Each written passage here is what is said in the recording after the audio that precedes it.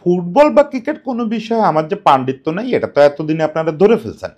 তারপরেও যেটা হয় আর্জেন্টিনা বা বার্সেলোনা নিয়ে কিছু ঘটলে আপনাদের ভিতরে অনেকেই প্রত্যাশা করে যে দাদা এই বিষয়ে একটু বকবক করবে, নিশ্চয়ই বুঝুক বা না বুঝুক বকবক করবে। সেই প্রত্যাশা থেকে অনেকেই আমার গত কয়েকদিনে বলতেছেন যে এই যে স্টেগান নিয়ে যা যা হচ্ছে, টের স্টেগানরে নিয়ে বার্সেলোনার সঙ্গে যা যা হচ্ছে, এটা নিয়ে কেন কমেন্ট করতেছেন না, কেন কিছু বলতেছেন না। বিশ্বাস করেন, আমি জানতাম যে এইটা লাপোর্তা শেষ পর্যন্ত সমাধান করে ফেলবে। সমাধান শব্দটা না বলে বলে যে একটা গোঁজামিল দিয়ে ফেলবে। শেষ পর্যন্ত জিনিসটা আজকে সমাধান হয়ে গেছে। এখন বলি যে আসলে টের স্টেগান ভার্সাস বার্সেলোনা এই যে মহাবিতর্ক হলো এবং একটা নোংরামি হলো। বার্সেলোনায় তো ইনফ্যাক্ট গত কয়েক বছর ধরে নোংরামি, ফাজলামো এবং ফাতরামোই চলতেছে। এবারের এই যে নোংরামি, এই নোংরামিটা দায়টা কার? টের স্টেগানের। সে যে তার কাগজপত্রে সই করতে আপত্তি করছে, তার মেডিকেল কাগজপত্রে, এর দায়টা কি তার নাকি বার্সেলোনার? যথারীতি বার্সেলোনা যে নাটক করে ট্রান্সফার উইন্ডো আসলেই, সেই নাটক নাকি টের স্টেগানের আসলেই এখানে প্রবলেম আছে, তাই সেই আসলে বিলেন? এটা একটু আমরা সংক্ষেপে আলোচনা করি। আরেকটা জিনিস এখন বলি যে টের স্টেগানের ভবিষ্যৎটা কি হবে। তারে যে নতুন করে ক্যাপ্টেন ঘোষণা করলো আবার এবং সব সমঝোতা হয়ে গেল, আসলেই কি সবকিছু মিটে গেল? আসলেই কি অতঃপর তাহারা সুখে শান্তিতে বসবাস করিতে থাকিবে? এই বিষয়গুলো একটু ছোট করে আলোচনা করি। গত কয়েক বছরের দলবদলের সময় বার্সেলোনার, স্পেশালি লাপোর্তার সবচেয়ে বড় যে অস্ত্র হয়েছে সেটা হচ্ছে নাটক এবং প্রচুর মিথ্যা প্রতিশ্রুতি দেওয়া। এটা নিয়ে সম্ভবত বার্সা ভক্তরা যে কোনো সময় হচ্ছে এই বার্সা কর্তৃপক্ষের উপরে বেশি ক্ষুব্ধ। মানে ডেকো এক একটা প্ল্যান করে, সেগুলা মিডিয়াতে ছড়ায়, সেই জিনিস তার চেয়ে বড় করে প্রতিশ্রুতি দেয় লাপোর্তা। অমুকরে কিনতেছি, তমুকরে কিনতেছি, পারলে দিন দুনিয়া সবাইরে নিয়ে আসে। এবার মেসিরে ফিরাচ্ছি, অমুক করব তমুক করব, এই যে কালকেই আমরা আবার স্পটিফাই ন্যু ক্যাম্পে ফিরে যাচ্ছি, নানা রকম প্রতিশ্রুতি দেয়। শেষ পর্যন্ত প্রত্যেকটা জিনিসে ফেল করে। এটা গত কয়েক বছর ধরেই তারা ঠিকমতো স্টার কিনতে পারে না, টিম সাজাইতে পারে না। তারপরেও ধরেন হ্যান্সি ফ্লিক এসে যা পাইছে হাতের কাছে তাই দিয়ে দুর্দান্ত রেজাল্ট এনে দিছে। দুর্দান্ত, আমি বলবো যে টিম সে পাইছে, টিমরে আমি ছোট করতেছি না, কিন্তু টিমে তো ওই অর্থে যে একটা বড় বড় নিউক্লিয়াস স্টার সেটা তো নাই। বাচ্চারা বাচ্চারা খেলতেছে, এই টিম দিয়ে ভালো রেজাল্ট এনে দিছে। এবার সিজনের শুরুতে তাদের কতগুলো জায়গায় ক্রাইসিস ছিল, এই ক্রাইসিস নিয়েই তো গত সিজন খেললো। তার ভিতরে সবচেয়ে বড় ক্রাইসিস ছিল হচ্ছে গোলকিপিং। দেখেন গত সিজনটা কি হয়েছে আপনাদের সব মনে আছে, যে গত সিজনেই কিন্তু টের স্টেগান প্রায় পুরোটা সিজন খেলতে পারে নাই। টের স্টেগান তো আসলে বার্সেলোনার প্রতীক হয়ে আছে বেশ কিছুদিন ধরে। সেই মেসিদের সময় থেকে যে লোকটা টিকে আছে বার্সেলোনার প্রতীক হয়ে, সেটা স্টেগান। স্টেগানের ওপরেই আসলে পোস্টে বার্সার সব ভরসা ছিল গত সিজনের শুরু পর্যন্ত। তারা আসলে কখনো বিকল্প নিয়েও ভাবে নাই। এটাও একটা ক্রাইম। লাপোর্তা কেন ভাববে না? ডেকো কেন ভাববে না? কেন হঠাৎ করে স্টেগান ইনজুরিতে পড়ে গেলে বাইকে কোথায় আসো, দৌড়ায় আসো, এই টাইপের একটা অবস্থা হবে? ইউরোপের আর কোনো ক্লাবের এরকম বিপদ হবে যে বিপদে গত বছর তারা পড়ছিল? স্টেগান একটা ফ্রিক ইনজুরিতে পড়লো, ইনজুরিতে পড়ে হাঁটুটা তার গেল, সে 7 মাসের জন্য বাইরে চলে গেল। হ্যাঁ, একটা লাকি ব্যাপার ঘটলো যে লা লিগার নিয়ম অনুযায়ী যদি 4 মাসের বেশি কেউ বাইরে চলে যায় অফিসিয়ালি, তাহলে ওই দলটা 80%, ওই খেলোয়াড়ের বেতনের 80% ছাড় পাবে। যে এই সমপরিমাণ বেতনের তুমি নতুন খেলোয়াড় নিতে পারো এবং তাকে এই পরিমাণ বেতন সর্বোচ্চ দিতে পারবা। ওই চান্স নিয়ে তারা সিজনের মাঝপথে, যেহেতু ওইখানে আবার লা লিগার নিয়ম আছে যে সিজনের মাঝপথে এই অবস্থায় যদি কাউকে আপনার নিতে হয় তাকে ফ্রি এজেন্ট হতে হবে। ওই সময় তার দল বদল করা যাবে না, দল বদলের তো নির্দিষ্ট সময় আছে। ফলে ওই সময় তারা অবসরপ্রাপ্ত কে কে আছে এটা খুঁজে টুজে সেজনিরে আনছে এবং সেজনি একটা অতিমানবীয় কাজ করে ফেলছে। একটা লোক রিটায়ার করে বিচে বসে বিড়ি খাচ্ছে, সে তো সবসময় বিড়ি খায়, তার মধ্যে বিচে বসে নিশ্চয়ই সেদিন বেশি বিড়ি খাচ্ছিল। সে অবস্থায় তারা লেভানডোস্কি ফোন দিয়ে বলে যে তুমি আসো, তোমার দল বার্সেলোনা খোঁজে, বার্সেলোনায় কিপার নাই। আমার কথা যে এই অবস্থা লাপোর্তা করবে কেন? কেন একটা ভালো 2 নাম্বার কিপার থাকবে না? সে বলবে পেনা ছিল, ইনাকি পেনা ছিল। ইনাকি পেনা কে? বাচ্চা, 2 দিনের একটা বাচ্চা, 2 দিন আগেও লামেসিয়াতে খেলছে। সেই ছেলে তো আসলে বার্সার পোস্ট সামলানোর কথা না। তারপর যে কয়টা ম্যাচ সামলাইছে কিন্তু ভালো সামলাইছে। পরে শেজনি আসতে আসতে ও কিছু ব্লান্ডার করলো, বয়সজনিত ব্লান্ডার, এটা মোটেও ও খারাপ কিপার বলে না। শেজনি এসে আসলে রক্ষা করলো এবং শেজনি যেভাবে বার্সাকে আগায় দিল, এটা অবিশ্বাস্য, এটা অবিশ্বাস্য। ওর বয়সের দিকে যায় না, বয়স হয়তো হচ্ছে অনেক বেশি বয়সের কিপার, ইউরোপে টপ লেভেলে খেলে, কিন্তু একটা লোক খেলা ছেড়ে দিছে, মানসিকভাবে সে আর টপ স্পোর্টসে বা কোনো ধরনের প্রফেশনাল স্পোর্টসে নাই, বউ বাচ্চা নিয়ে চলে গেছে বিচে, সে তার বউ বাচ্চা রিলোকেট করে ফেলছে, মানে বউ বাচ্চা কোথায় থাকবে, বাচ্চাদের স্কুল নতুন করে ফেলছে, নতুন স্কুলে দিয়ে দিছে। এই অবস্থায় সে মেন্টালি তো আর ফুটবলেই নাই। সেখান থেকে ফিরে এসে আমি বলবো এটা পৃথিবীর অতিমানবীয় প্রত্যাবর্তনের একটা, শেষ দিন যা করছে মোর দ্যান এনাফ। এখন সমস্যা হচ্ছে যে নতুন সিজন শুরু হলো, শেজনি অবস্থায় আছে এবং শেজনিরে এই জায়গাটায় বার্সা একটা ভালো কাজ করছে, শেজনিরে আরেক বছরের কন্ট্রাক্ট দিচ্ছে, খুবই ভালো কাজ করছে। তুমি এত বড় কিছু একটা আমার করে দিছো, সিজন শেষ হইতেই তোমার ভুলে যাবো, এটা করা ঠিক হতো না, সেইটা ভালো কাজ করছে। এখন সত্যি সত্যি কিন্তু তাদের একটা প্রো গোলকিপার দরকার ছিল, শেজনি আরও একটা সিজন ওই রকম মিরাকল ঘটাবে এটা তো আশা করা যায় না। এখন সে প্রো গোলকিপার হিসাবে তারা কারা পছন্দ করলে, এই মুহূর্তে ইউরোপের টপ 5-6টা কিপারের একটা গার্সিয়া, গার্সিয়াকে তারা পছন্দ করলো, স্পানিওল থেকে নিয়ে আসলো, খুবই ভালো কথা, খুবই ভালো কথা। গার্সিয়ার চেয়ে ভালো পছন্দ এই মুহূর্তে, আর গার্সিয়া কাতালান ছেলে, বয়স কম, দুর্দান্ত কিপিং করতেছে, দুর্দান্ত কিপিং করতেছে গার্সিয়ার এখন যা ফর্ম, এই অবস্থা আমার ধারণা খুব দ্রুত সে ন্যাশনাল টিমেও 1 নাম্বার কিপার হয়ে যেতে পারে। যাই হোক, গার্সিয়ার আনাটা ভালো সিদ্ধান্ত ছিল।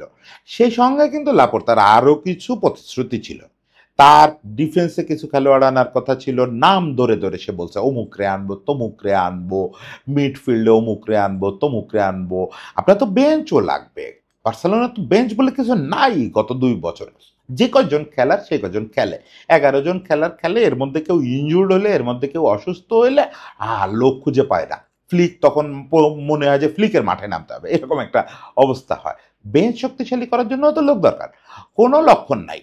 এদিকে তারা ফেয়ার প্লে পলিসিতে আটকা যাচ্ছে, ফেয়ার বাইং পলিসিতে আটকা যাচ্ছে, নানা রকম ভেজাল বাঁধাচ্ছে, দেউলিয়া হওয়ার অবস্থা, কোনোভাবে ব্যাপারটা গ্রিপের মধ্যে আনতে পারতেছে না। ওই যে বললাম স্পটিফাই ন্যু ক্যাম্প স্টেডিয়াম, সেটা ওপেনিং এর কথা ছিল কিন্তু এই সিজনের আগেই, মানে এই যে আগস্টে লিগ শুরু হচ্ছে, লিগ শুরু হওয়ার কথা ছিল কিন্তু বার্সার নিজের হোম ম্যাচ ইয়েতে খেলবে, নতুন স্টেডিয়ামে খেলবে, নতুন স্টেডিয়াম না, রিনোভেট করা ন্যু ক্যাম্পে খেলবে। কিন্তু এবারও শুরুতে বেশ কিছুদিন তাদের খেলতে হবে অলিম্পিক স্টেডিয়ামে, এবং তা নিয়ে বেশ ভেজাল হচ্ছে, ওটাও লাপোর্তা সময় মতো শেষ করাইতে পারে নাই, নানা রকম অজুহাত দিচ্ছে, অমুকরা নির্মাণ শ্রমিকরা পিছাচ্ছে টিছাচ্ছে, আচ্ছা সেটা আলাদা চ্যাপ্টার, কিন্তু তুমি তো এই জায়গাগুলো ঠিক করতে পারো নাই, তোমার তো এই জায়গাগুলোতে ইনভেস্টমেন্ট আনা দরকার ছিল, বা কিছু একটা সমাধান করে প্রপারলি খেলোয়াড় কেনার ব্যবস্থা করা দরকার ছিল। সেই জায়গাটা সে কি করলো দেখেন, সে একটা কি কৌশল নিল হচ্ছে সে আবার টের স্টেগান রে অসুস্থ দেখায়, সেইখান থেকে 80% টাকা বাঁচায়, সেই দিয়ে যদি কিছু কিনতে পারে। এখানে হ্যাঁ টের স্টেগানের অন্যায় আছে, সেটা আমি পরে বলতেছি, কিন্তু ঘটনাটা যেটা ঘটলো, টের স্টেগান হচ্ছে অপারেশন করালো, এটা হচ্ছে তার ব্যাকের অপারেশন, সে আগের বার ইঞ্জুরিতে পড়ছিল হচ্ছে হাঁটুর ইঞ্জুরি। এখন আপনার দৃশ্য তো মনে হতে পারে যে ওই হাঁটুর ইঞ্জুরির সঙ্গে ব্যাকের অপারেশন, তার যে ব্যাক ইঞ্জুরি এটার কোনো সম্পর্ক নাই, ব্যাক পেইনের কোনো সম্পর্ক নাই, আছে তার যে মেডিকেল রিপোর্ট সেখানে পরিষ্কার বলা হচ্ছে বা চিকিৎসকরা অভিমত দিচ্ছেন, এটা এই যে ব্যাক পেইনটা তার হয়েছে, এই ব্যাক পেইনটা হয়েছে মূলত হচ্ছে রিহ্যাব প্রসেসের ভুলের কারণে, তার যে ওই যে হাঁটুর ইঞ্জুরির যে রিহ্যাব প্রসেস ওইখানে ভুলের কারণে, ফলে এইটা ওইটার সঙ্গে সম্পর্কিত, সে কারণেই ক্লাব সম্মতি দিয়েছে যে তুমি অপারেশন করো। এই সম্মতি দেওয়ার ভিতরে একটা শয়তানি ছিল, শয়তানিটা কি ছিল, ক্লাব একটা ধারণা পাইছে ডাক্তারদের কাছ থেকে যে ব্যাকে যদি ইঞ্জুরিটা করায়, তাহলে এটা যদি স্পেনে হয় তাহলে এইটার সেরে উঠতে তার 4 মাসের বেশি সময় লাগবে। এখন দেখেন ইয়ের যে অবস্থা, খেলার যে অবস্থা, ফিটনেসের যে অবস্থা টের স্টেগানের, তাতে টের স্টেগান 1 নম্বর কিপার হিসেবে তো থাকার প্রশ্নই আসে না। আর যেহেতু গার্সিয়া চলে আসছে 2 নাম্বার হিসাবে, সেজনি আছে, আনফিট টের স্টেগান পোস্টে থাকতেছে না, তাহলে এই সময় যদি টের স্টেগানের না বেচা টের স্টেগানের টাকার একটা বড় অংশ দিয়ে একটা খেলোয়াড় আনা যায়, এটা একটা স্রেফ ধান্দাবাজি কৌশল, স্রেফ ধান্দাবাজি কৌশল। সেই জায়গাটায় টের স্টেগানরে তারা অপারেশনে পাঠাইছে, জার্মানিতে অপারেশন হয়েছে, সেই অপারেশনে বার্সেলোনার ডাক্তারও উপস্থিত ছিল, এই জায়গাটায় একটা মজা হয়ে গেল। অপারেশনের পরে টের স্টেগান বলতেছে যে ডাক্তার বলছে, এবং টের স্টেগানের ডাক্তার আসলেই তাই বলছে, ডাক্তার বলছে তোমার সময় লাগবে 3 মাস মাঠে ফিরতে, আর বার্সেলোনার দরকার 4 মাস। কারণ কি, ওই যে আইনটা ইউজ করবে তারা, যে 4 মাস বা তার বেশি হলে ওই খেলোয়াড়কে তারা বসায় দিয়ে, যে খেলোয়াড় বসে গেছে তার 80% টাকা নতুন করে খরচ করতে পারবে। মানে টের স্টেগানের যে বাজেট, ওই বাজেটের 80% ফ্রি হয়ে যাবে। 80% টাকা নতুন করে খরচ করতে পারবে। এই টাকাটা লাপোর্তা এখন ইউজ করতে চায়। পুরো ধান্দাটা শয়তানি, সে ব্যাপারে কোনো সন্দেহ নাই। কিন্তু মুশকিল হচ্ছে টের স্টেগান এখানে একটা শয়তানি করলো। টের স্টেগান বলল যে না, আমি ওই ফাইলে সই করব না। যদিও প্রপারলি ডাক্তাররা চারিদিকে ডাক্তাররা মতামত দিচ্ছেন যে টের স্টেগান যে 3 মাসের দাবি করতেছে এটাও সত্যি না। সে আসলেই 4 মাসের ভিতরে ফিরতে পারবে না। মানে বার্সেলোনার হিসাব ঠিক ছিল। ধান্দাবাজি করুক, শয়তানি করুক, হিসাব ঠিক ছিল। এখন টের স্টেগান ওই কাগজে সই করবে না। আবার লা লিগা কর্তৃপক্ষের নিয়ম হচ্ছে যে আপনাকে যে কাগজটা আপনি জমা দিবেন যে আমার খেলোয়াড়টা 4 মাসের বেশি মাঠের বাইরে, ওই কাগজটায় ওই খেলোয়াড়ের সই থাকতে হবে। এই জায়গাটায় অনেকগুলো আইনি ব্যাপার আছে। ফিপ্রোর আইন অনুযায়ী, ফিপ্রো রেগুলেশন অনুযায়ী, ফিপ্রো হচ্ছে খেলোয়াড়দের যে অ্যাসোসিয়েশন, এই অ্যাসোসিয়েশনের নিয়ম অনুযায়ী কোনো খেলোয়াড় তার ক্লাব ছাড়া কাউকে তার মেডিকেল রিপোর্ট দিতে বাধ্য না, এবং সেই মেডিকেল রিপোর্ট অন্য কোনো জায়গায় ফরওয়ার্ড করার জন্য সই করতে বাধ্য না। এখন দেখেন লা লিগার আর ফিপ্রোর আইনেই একটা গ্যাপ আছে। লা লিগার আইন হচ্ছে যে তুমি যতক্ষণ খেলোয়াড়কে দিয়ে সই না করায় ওই রিপোর্ট আমার হাতে দিচ্ছ, ততক্ষণ পর্যন্ত এই 80% কস্ট আমি করতে পারবো না, রিলিজ করতে পারবো না। আর ফিপ্রোর যে সেফগার্ড, এটা শুধু ফিপ্রো সেফগার্ড না, এটা হচ্ছে ইউরোপিয়ান শ্রমিক আইনের সেফগার্ড, সেটা ফিপ্রো ইউজ করে। সেই সেফগার্ড অনুযায়ী এখানে সই করতে বাধ্য না, স্টেগান বাধ্য না। স্টেগান কাউকে তার এই রিপোর্ট দিতে বাধ্য না, একমাত্র ক্লাব কর্তৃপক্ষ ছাড়া। আর ক্লাব কর্তৃপক্ষের ওই কাগজ তো সই ছাড়া কোনো অর্থ বহন করে না লা লিগার কাছে। এই নিয়ে বেশ কয়েকদিন পেঁচাপেচি হলো। অ্যাট লাস্ট কী নিয়ে সমঝোতা হয়েছে আমি জানি না, কি নিয়ে কি হয়েছে। সকালবেলায় উঠে দেখি একটা স্টেটমেন্ট দিছে স্টেগান, 3 ভাষায় একটা স্টেটমেন্ট দিছে তার সোশ্যাল মিডিয়ায়। সেখানে সে বুঝাতে চাইছে যে যা হয়েছে হয়েছে, সে আসলে সই করতে প্রস্তুত আছে।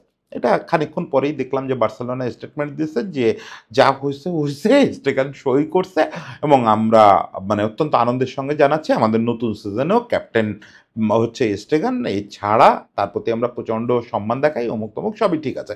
তার মানে গোপনে একটা সমঝোতা হয়েছে। কিন্তু আমরা একটা জিনিস বলতে পারি যে দুই পক্ষই খারাপ আচরণ করছে। আমাকে যদি ব্যালেন্স করতে বলেন, মানে মাপতে বলেন যে কোন পক্ষ বেশি খারাপ করছে, বার্সেলোনা বেশি খারাপ করছে, মানে লাপোর্তা গং বেশি খারাপ করছে। কারণ তাদের শুরু থেকেই উদ্দেশ্য ছিল অসৎ। ওরে যে জার্মানিতে পাঠানো, অপারেশনে পাঠানো, অমুক তমুক, এই উদ্দেশ্যের মধ্যেই একটা শয়তানি ছিল যে প্রতি বছরের মতো আমরা এই প্রতিশ্রুতি ভঙ্গ করব, ঠিকমতো খেলোয়াড় কিনবো না, শেষ পর্যন্ত দোষটা স্টেগানের ঘাড়ে চাপাবো। এই শয়তানিটা ছিল। হ্যাঁ, স্টেগান শেষ পর্যন্ত যেটা করছে, স্টেগানের দীর্ঘদিনের ক্লাব, স্টেগান নিজের কিউল বলে দাবি করে। স্টেগান মানে একটা জিনিস দেখেন, এর চেয়ে খারাপ পরিস্থিতিতে, এর চেয়ে খারাপ অপমানিত হয়ে মেসি কাঁদতে কাঁদতে চলে আসছে এবং মামলা উইথড্র করে নিচ্ছে বার্সেলোনার নামে। মেসি একা কেন, নেইমার অমুক তমুক চাইলে তো সবাই গ্যাঞ্জাম করতে পারতো। শেষ পর্যন্ত কিন্তু ওই যে কাতালান ফিলিংয়ের কারণে, ওরা কাতালান না কেউ, তারপরেও কাতালান ফিলিংয়ের কারণে মেসি, নেইমার, সুয়ারেজ বোধহয় ঝামেলাটা করছিল। যাই হোক, বেশিরভাগই কিন্তু এই ঝামেলা করে না। স্টেগান যেটা করলো এটাও ভালো হয় নাই। স্টেগান একজন কিউল হিসাবে, একটা সাধারণ গোলকিপার, প্রফেশনাল গোলকিপার হিসাবে যা করছে ঠিক আছে, নিজের স্বার্থ সবাই দেখতে হবে। ও যদি কাগজে সই করে, ওকে বেতন ছাড় দিতে হবে ওই সময়ে, ও কোথায় সেল হবে কি হবে ওর ধারণা নাই। স্টিল ক্লাবের একটা সুবিধা হয় এরকম একটা কাগজে কেন সই করব না? আমি তো বসেই আছি, এইটুকুর জন্য সই করা উচিত। স্টিল আমি স্টেগানরে ভিলেন বলতে রাজি না, স্টেগানরে ভিলেন বলতে রাজি না। এখন শেষ বেলায় একটু বলি যে এখন কি হবে। এখন আপনার যেরকম শুনতেছেন, মানে স্টেগান যেরকম স্টেটমেন্ট দিচ্ছে বা বার্সেলোনা যেরকম দিচ্ছে, আসলেই কি তাই হবে? সব এখন মিলেমিশে যাবে, সব সুখে শান্তিতে ঘর সংসার করবেন? না, তা আর হবে না। আর জীবনেও স্টেগানের সঙ্গে অন্তত লাপোর্তা বোর্ড থাকা অবস্থায় জীবনেও এটা মিটবে না। আর লাপোর্তা বোর্ড যাওয়ার পরেও স্টেগান তার টপ ফর্মে আর কোনোদিন ফিরবে কিনা এটা নিয়ে যথেষ্ট সন্দেহ আছে। তার যে 2টা ধকল গেল পরপর 2 সিজনে, স্টেগান টপ লেভেলে আর কতটা ভালো করবে এটা নিয়ে আমার সন্দেহ আছে। এখন যেটা স্বাভাবিক বার্সেলোনার স্ট্রাকচার দাঁড়াবে অক্টোবর নভেম্বর পর্যন্ত, মানে যে সময় স্টেগান মাঠে ফিরতে পারবে, সে অফিসিয়ালি ক্যাপ্টেন হলেও মাঠে ফিরতেই তো তার অক্টোবর নভেম্বর হবে। তার আগ পর্যন্ত জোয়ান গার্সিয়া নাম্বার 1 কিপার, ব্যাকআপ হিসাবে সেজনি থাকবে, 3 নম্বরে ওরা একাডেমি থেকে একটা কিপার আনতেছে। আপাতত স্টেগান তো স্কোয়াডেই থাকতেছে না। স্টেগান স্কোয়াডে আসার পরে যেটা ভাবা যেতে পারে, স্টেগান হয়তো 2 নম্বরে যাবে, সেজনি 3 নম্বরে আসবে, গার্সিয়া 1 নম্বরে থাকবে। সে ব্যাপারে কোনো সন্দেহ নাই। এখন কথা হচ্ছে সে পর্যন্ত মনে হয় বার্সেলোনা ওয়েট করবে না। এর মধ্যে বার্সেলোনা চেষ্টা করবে স্টেগান সুস্থ হওয়ার আগেই স্টেগানরে বেচা কারোর সঙ্গে কনফার্ম করে ফেলতে। ফলে এটা সুখে শান্তিতে জীবনেও যাচ্ছে না। এই নাটক যতই দেখেন, যতই বার্সেলোনা বলুক যে সবকিছু মিটে গেছে, এটা আসলে মেটে নেই।